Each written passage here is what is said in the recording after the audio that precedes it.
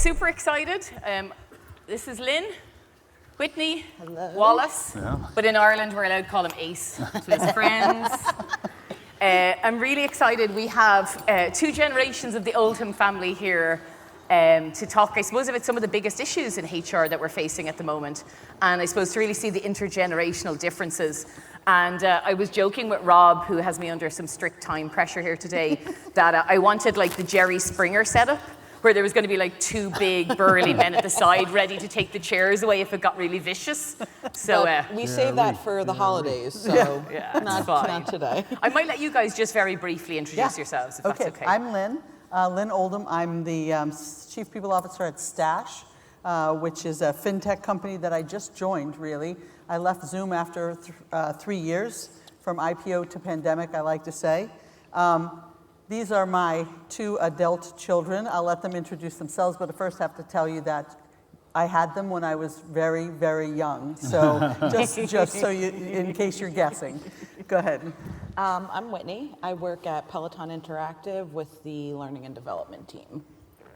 I'm Wallace. I've spent the last 10 years in recruitment, and I currently work for DoorDash. We are a logistics company that is going international, so hopefully coming to a city near you.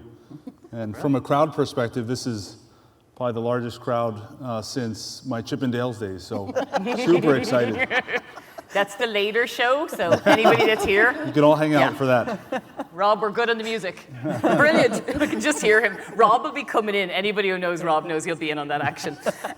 Right, we better do some actual responsible stuff. So one of the things we talked about was you know, during COVID, a lot of companies put like a lot of special rules, policies, practices in place. Some of them have probably gone away. Some of them may be about to go away.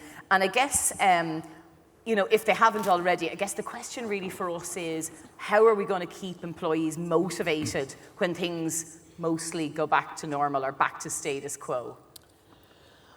Britt, I'll throw it to you. Yeah, I mean, we will never go back to the status quo. That bell cannot be unrung. I do believe, though, when we are in the office, for last week I went into the office and it was an undertaking. There was a schlep, there was mass, there was public transit, there was transit from the train station to the office. How long does it take you to get in the office? 2 hours, Yeah. hour and a half, depending on traffic.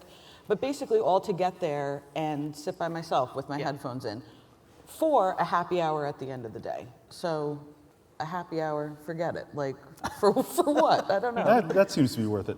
You know, I think there's this kind of notion of creating moments that matter in the office, not necessarily just going in because, hey, it's Tuesday, that's my day to be in the office. I think there's really should be a bigger emphasis put on creating moments that matter, meeting with your stakeholders, meeting to have a lot of collaboration, not just to sit in a cubicle by yourself or in a conference room by yourself. We can all do that, you know, in a spare bedroom at home. I think that day should be filled with a lot of collaboration, a lot of moments that matter. I used to, you know, whether it was make a 40-minute commute, and for context, I've worked remote for the last 3+ years at this point, but, you know, I made a point to meet with stakeholders in person to really build rapport, if you may, with a lot of my leaders. And doing that in person, there's a piece that you miss on Zoom. So I'm for the hybrid model, but as long as you're making moments that matter versus just kind of sitting by yourself. I'm thinking of that stark difference, right, of the 2 of you sitting on the train on the commute home, right? You're energized because you've come back from being with stakeholders and you've got like new stuff, better relationships, all that stuff going, and Wit's just like, what was that about? And networking, and how you feel about the company, right? Well, think about stark contrast to what some of you may remember when I worked for a law firm. All they cared was that you could have 2,000 billable hours, and you have to work lots more hours to get 2,000 billables. And I would sometimes leave my glasses on the desk and my suit jacket on the chair just to be able to escape the madness of those long days, because they were 12+ hour days, and nobody wants that. But what would that do, right? I mean, obviously leaving your glasses behind and your jacket behind, it was this perception that you would still potentially be there. It was about presence, not anything else. Because I think about it now, right? I mean, I have the privilege of, I've got 3 little kids, again, for additional context, but I'm privileged to take them to school and do pickup most days, and I would probably look like a horrible employee that showed up at 9 and left at 2 o'clock, right? Because I've got to do drop off and I've got to do pickup. So, I think there's this kind of in between of trying to find meaning. You need meaning. Yeah. 100%. And that kind of probably moves us on to like when we were chatting earlier, we were talking about, it's interesting, I don't know if people here have any kind of girl or guy crushes on Brené Brown, but we were talking a lot about Brené Brown, big fans here. Rob, actually, can you get Brené? Sorry, but we'll all interview her, it's okay. But we were talking about how much we've been influenced by her and that kind of push for authenticity and vulnerability and the power it has in the workplace. And I guess what I was kind of curious to explore is, like, have you seen that play out? And if you have, how do you create that safe space? Or actually, is there a role for that? Is it needed, or is that even a good thing? Yeah, I think I'll tell my story because I just started at a new company. I'm 3 weeks in. This is my 4th week, but I won't count this since I'm not there. But one of the things I did was phone a friend, right? I phoned my friend here, my millennial friend, and I said, help me think about how to connect this, get me connected to this team. And she gave me this long list of very They were deep dives. questions. They were deep questions. dives. What do you fear most? Really deep questions. And I picked the most shallow question on the list because I thought it's a new team. I don't want to scare them. So I asked about what was their best vacation and why. And the team went round robin, and by the time we finished with the round robin, they looked like they were emotionally spent. And their point of view was that they had not done this with the former team leader. They didn't even know what they knew after 10 minutes about each other, and that really did do a lot to start to meld team, right? 100%, So 100%. Yeah. And I think we kind of talked a little bit about this. I was saying at Pep Talk, we have these kind of like team talks once a month for managers, and we've just found that sometimes the simplest questions, you get some managers that come back and go, this was the greatest talk we ever had. And you're like, really? And then you have others who are like, no way, I wasn't touching that. That was way too personal. And you're like, really? So it's interesting, right? Sorry, what you were going to say. Those questions were born out of a meeting that I had probably about less than 2 weeks into my time at Peloton. My manager put a 4-hour meeting on my calendar. And like most, was terrified, because with no agenda, no less. But so we get there, and it was the very simple instruction of tell your story. 4 hours. It was a 4-person team, so small team, but 4 hours. So in all of that, you basically could share as much or as little as you want. You could be as transparent as you wanted. You could be as authentic as you wanted. And I just feel like that foundation, again, within 2 weeks of starting, built the foundation for us to, one, trust each other, and the work just flows easily from that point with that authenticity and that transparency. How deep did you go? Was it like tears? Was it? Some, yeah, it were tears. We were cackling. We were, it was 4 people's lives story, all who have, we were a microcosm, but all had incredibly different backgrounds and experiences. So, yeah, it was enriching for sure. And you think about that, right? Like, think about in your life how few times people actually really listen to you and hear you.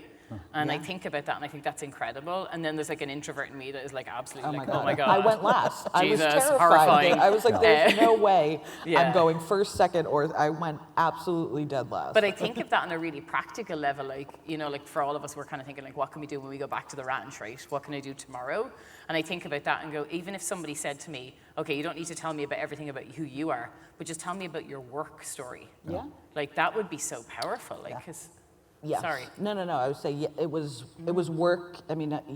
Naturally you're talking about your work, of course but it comes in. I think the powerful part was the personal. Oh, and- 100%. And what you were willing to share. As a result of when it flowed, Right.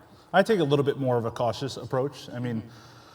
I have an interesting story. We're not writing books about it, but I've got a family life at home, and it's one of those things I try not to burden other folks on my team with what I've got going on at home, right? I think I'm the only parent on the team.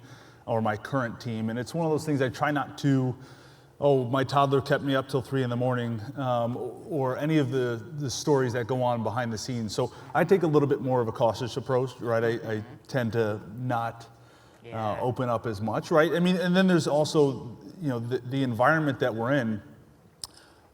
What's oversharing, right? I mean, I know we had talked about this at another point, but right, do we go outside and talk about politics? Do we talk about super controversial issues in the office, right? What's oversharing, and how do we know that environment of sharing isn't also met with extreme judgment, right? I mean, I think ultimately it's left up to the professional. We're professionals. Like, as much as we are transparent and bring our authentic selves, we still are working in a work environment. Exactly. So you temper. When you said parents, I was thinking, I heard a lot of talk this morning about hybrid, and of course, that's where 94% of people are or want to be. One of the things I was thinking is, who's coming back to the office? Probably non-parents, white knowledge workers, males. Senior leaders.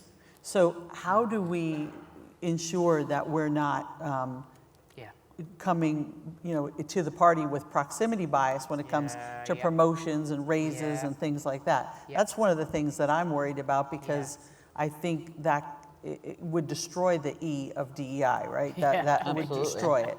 And I do think that it's up to all of us to think about that problem now and not when it's happening. And I do think it could be a real problem, because that's out there. Those stats are out there, right? And it is that really, so we need to have that systems thinking, right? Like real intentionality to try to think about, if we do this, a random story. So one of the first apps we built, there was a bit in it. We were like, people don't really, this is really cool, but no one uses it, right? And we were like, right, we're going to build, like every early app maker, a big shiny red button, because that fixes everything, right? That pulsates and they're like little things will flash, right? And we were like, the button will solve it, right? And so we spent a whole lot of money and we put this big shiny button. And that was great. Everybody pressed it. But the problem was, and it was probably the greatest waste, but no investment of money, I would actually say, we ever made, right? Because everybody pressed it and then ignored everything else, okay? And that was the legacy and pep talk of unintended consequences, right? And I think that's the thing we have to ask ourselves. Sometimes we're so excited solving for something, but we forget about what might happen on the other end. And I think, to your point, I can't remember who it was yesterday in the Leadership Summit, was talking about their senior leadership team. And they were saying, we're not that's the wrong word, but they were limited to 2 days in the office. Right. To ensure that they don't develop proximity bias just by virtue of being there all the time. Exactly. And I think it's that kind of intentionality we need. And again, I suppose, like Paddy would always say, is not to be afraid to roll back and change if it doesn't work, and keep changing it up. That's right. Absolutely. That's right. Brill. I know we've got about 8 minutes, so we'll keep kind of trucking along if that's okay. But I think the other area that we talked a lot about, and it is really very topical for us all, is leadership and effective leadership. Each one of us kind of, when we chatted, talked a lot about the effective and ineffective leaders we've had in our careers. Not looking at anybody. We won't mention any names, okay? Everybody go onto their LinkedIn profiles now. And what I was curious to understand was of those, ineffective and effective, who had the kind of long-standing impact on your careers? And if they did, what was the habits or the techniques, or what bits did you take from it?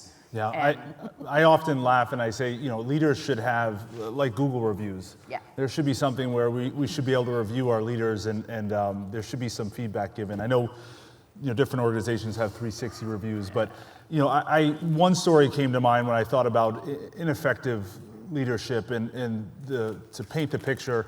When I had initially interviewed, and they painted themselves as this transformative, super transparent leader, and it was the furthest thing from the truth. So, I had mentioned I'm in the recruiting space, so I spent a lot of time on the phone. And at the time, I was going into an office, and I sat in a recruiting pit, like many folks have during their career, and there was always a buzz going in recruiting. Everyone's on the phone making an offer, doing a screen, having a conversation. And I had this leader that I was would going come to say in. selling false hope. I had a leader that when they would come in, there were just a hush came over the group. And people would slowly get up and go into a conference room to make calls, slowly kind of walk away from the space. And she would always question, hey, why is this group so quiet? This is the quietest recruiting group I've ever been around. And after seeing so many people leave the cubicles around me and move on to other organizations, I finally got the courage to tell her, some folks just don't want to talk around you, right? Because of the fear of, the extreme judgment and the critiquing of their interview style. So, it's one of those things that's what comes to mind when I think about ineffective, but I hate to kind of always go the negative, but. I'll go there too. I think Actually, let's just let the audience in on this. Micromanagement is probably the characteristic. If I think through all the leaders that I've had in my so many years of sitting in my chair, I would say micromanagement is the thing that I've experienced. And I voted with my feet based on someone who was reaching over to my directs, getting in the way of my interaction with executives, and just not letting me do the job. And I became to the point where I felt like I was ineffective, and I know I'm not. I know I'm good at what I do. So I decided that was that. It was. But how does that influence your leadership style? Right? Oh my goodness! I'm the furthest thing from a micromanager that I almost give people too much rope. I know I'm one of your children, but you get in trouble with that. But to that point, I guess my positive experience that I've had with managers was precisely the opposite of that. It was respect, it was autonomy to act and then come back, refine, review, edit.